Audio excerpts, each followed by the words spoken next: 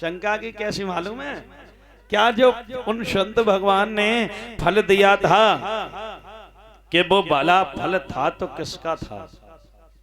क्या आम का था, क्या सेव का था, या केला का था? किसका था?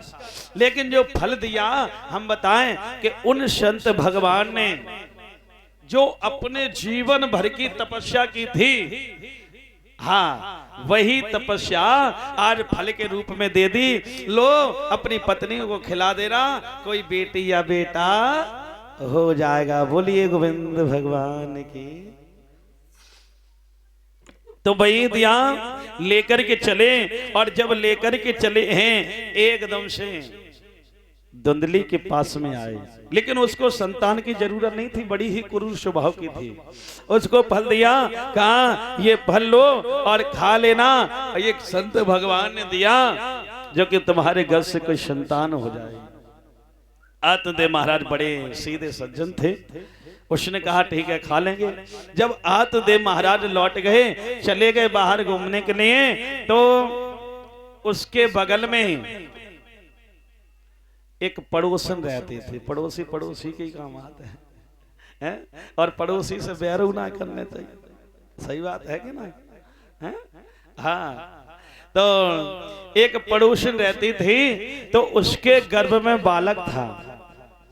उसको बुलाया, कहा ए बहन, ये जो फल आया है ये मेरे लिए काल के समान है, मैं इसको फल को नहीं खाऊंगी। और देख तेरे गर्भ में जो बालक है, जब जन्म लेना तो वो बालक मुझे दे देना, उसके बदले तुझे मैं बहुत धन दे दूं। फिर कहा इस फल का क्या होगा? कहा फल का ऐसा करना कि द्वार पर एक कामधेनु नाम की गाय आती है, उसके भी कोई बछड़ा बछिया नहीं है, वो भी निसंतान है, कोई संतान नहीं है, बछड़ा बछिया। तो इस फल का परिषद भी हो जाएगा और कोई बछड़ा या बछिया हो जाएगा। तो भाई जाकर के जैसे ही गाय आई उसको खिला दिया, लेकिन कहा बहन ठीक है मैं जा रही हूं। और जब खिलाया, समय पूर्ण हुआ, फलम परवेधेन परीक्षा तु सत सांप्रतम तत्दाचरतम सर्व तथेव स्त्री स्वभावता।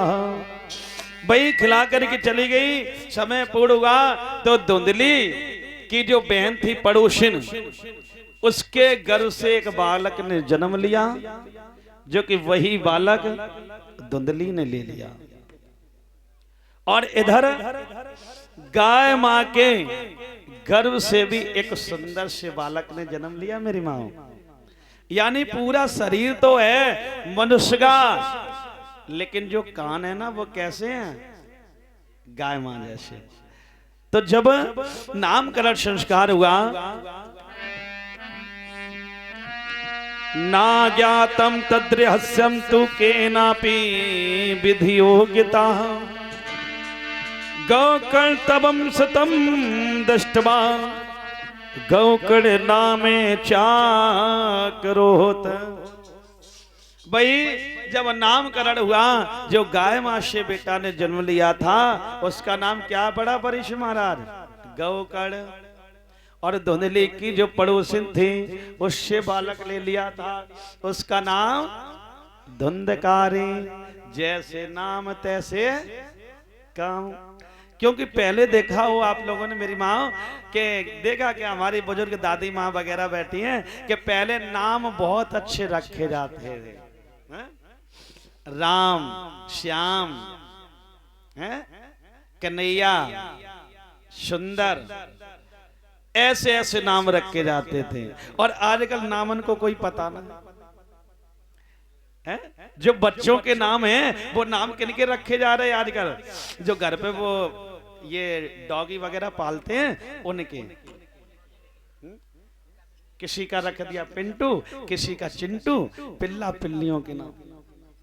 हाँ, एक बार की बात बताएं, अभी हाँ हमारी कथा चल रही थी आपके यहाँ पर प्रजापत समान में गांव पड़ता है कखावतु औरैया के डिया। और अय्या के पास में है कखावतो, वहां पर मुझे 3 वर्ष हो गई लगातार कथा कहते कहते।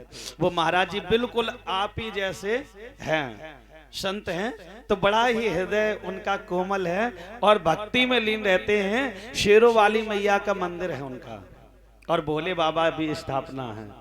तो वहां पर 3 वर्ष हो गई लगातार। प्रभु की इतनी अच्छी कृपा है, जहां भी जाते हैं इतना प्रेम हो जाता है कि मनुष्य भूलता ही नहीं परिश्रम।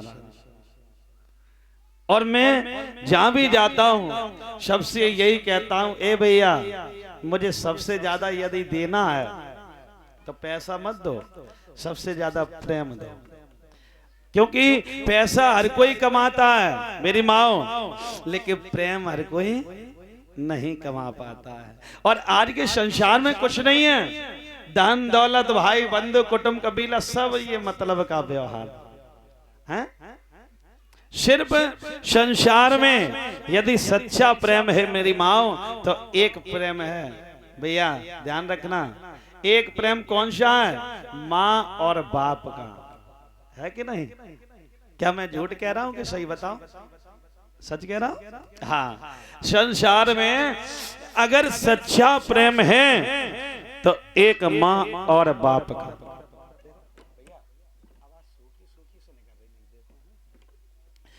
एक माँ बाप का सच्चा प्रेम है और कुछ नहीं है। तो भाई हम कथा चल रही थी कखौतू में, तो शाम को मेरा निमंत्रण हुआ एक पंडित जी के घर पे। तिवारी जी रहे और अच्छा घर वगैरह बना। तो बाहर जैसे ही हम पहुंचे तो अपने उसी संत के रूप में थे। तो जब संत के रूप में थे जैसे ही पहुंचे तो उनके द्वार पर एक ये पिल्लियां नहीं होती है जो, तो वही बंधी थी। तो जैसी वो भूखने लगी मेरे ऊपर, तो मैंने कहा पंडित जी हम अंदर नहीं जाएंगे, ये तो काट लेगी। तो पंडित जी ने क्या कहा उस पिल्लिया से मालूम? ए राधा, राधा, ए राधा भूखो नहीं, ये पंडित जी हैं। अब बताओ, पिल्लिया का नाम राधा रखा। बोलिए गोविंद भगवान की। आजकल नामों का भी कोई ठिकाना नहीं कि कहां से क्या रख रहे हैं। आज भाई क्या हुआ कि जब बेटाओं के नामकरण संस्कार हुए तो वही जो धुंधकारी बेटा है और गौकड़ बेटा है पढ़ने के लिए दोनों जाते हैं। लेकिन गौकड़ बेटा जितने पढ़ने में तेज है मेरी माओ, उतने ही धुंधकारी पढ़ने में निल है, कम है। लेकिन गौकर्ण बेटा की सारे चारों तरफ प्रशंसा हो गई गांव गांव में कि बेटा हो तो गौकर्ण जैसा बेटा। और धुंधकारी वो बालकों के साथ में खेलता है और बालकों को मारता है, पीटता है। तो उसकी शिकायतें आने लगी। क्योंकि ध्यान रखना, माता पिता का जो हृदय होता है ना, माता पिता सोचते हैं कि मेरे जब संतान होगी ना तो मेरा ही जैसा नाम रोशन करेगी, मेरा ही जैसा नाम रोशन करेगी और मेरा भी दुनिया में नाम होगा। तो वही आज गौकर्ण की प्रशंसा होती है, धुंधकारी की प्रशंसा नहीं होती है। शिकायतें आती हैं और जब शिकायतें आती हैं अब तो आत्मदेव महाराज बड़े दुखी हो गए। अरे इससे तो अच्छा बगैर संतान के ही रहते, क्योंकि जब माता पिता दुखी हो जाते तो उनका दिल टूट जाता है संतान से, हैं? माता, क्योंकि बालक की जब प्रशंसा होती है तो माता पिता का हृदय भी गदगद हो जाता है कि देखो मेरा बेटा कितना अच्छा नाम कर रहा है। भाई एक दिन बैठे बैठे रो रहे थे, मन में विचार आया कि मैं प्राण को दे दूं, दुनिया के लोग जो शिकायत करते हैं इससे अच्छा मुझे प्राण देना चाहिए। आज एकदम से रो रहे थे, आंखों में आंसू भरे थे। गौकर्ण बेटा पहुंच गए। पिताजी तुम रो रहे हो? हाँ बेटा रो नहीं और क्या करूं। क्यों, क्या बात है पिताजी? अब तो सब कुछ है और फिर भी आप रो रहे हैं? कहा बेटा सब कुछ तो है, लेकिन बेटा तुझे मालूम है मैं जब तेरी प्रशंसा सुनता हूँ तो मेरा हृदय बड़ा गदगद हो जाता है। जब तेरे भैया धुंधकारी की प्रशंसा यानी शिकायतें सुनता हूँ तो मेरा दिल टूट जाता है बेटा। तो वही गौकर्ण बेटा कहने लगा ऐसा करो, पिताजी अगर भैया नहीं मान रहा है तो आप भी मत मानिए। अरे ये जो चोला पाया है संत का, जाओ चले जाओ, क्योंकि यही चोला जब वृद्ध हो जाता है तो इस चोला से फिर भजन नहीं होता है। जाओ जंगल में जाओ और जाकर के भगवान का भजन करो। मेरे भैया आज जैसे इतने वचन कहे तो वही आत्मदेव महाराज ने पीले वस्त्र धारण किए, गेरुआ कलर के, और हाथ में दंड कमंडल लिया चले गए। भगवान का भजन घनघोर जंगल में किया और जंगल में भगवान का भजन करते ही करते इन्होंने भगवान धाम को पाया है। बोलिए गोविंद भगवान की। लेकिन जयकारा में बड़ी कंजूसी रहती है परेशान। अब तो खैर मौसम भी अच्छा होने लगा और अब तो जयकारा ने तेज और निकलना चाहिए, क्योंकि अभी इस टाइम भोजन भी बहुत अच्छा बनना है घरों घरों में। ताकत वाली चीज, ताकत वाली कैसे कि अभी तो बाजरे की रोटी चल रही होगी, हैं? सर्दी का मौसम है, चना का साग, बड़ा आनंद आता है। हाँ,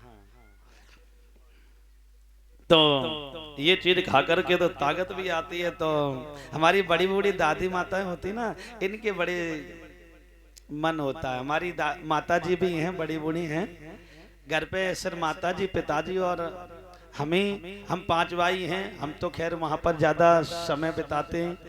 जो आश्रम है गोकुल धाम रमण रेती आश्रम मथुरा में, माता पिताजी घर पे ही रहते हैं और सभी भाई बाहर रहते हैं।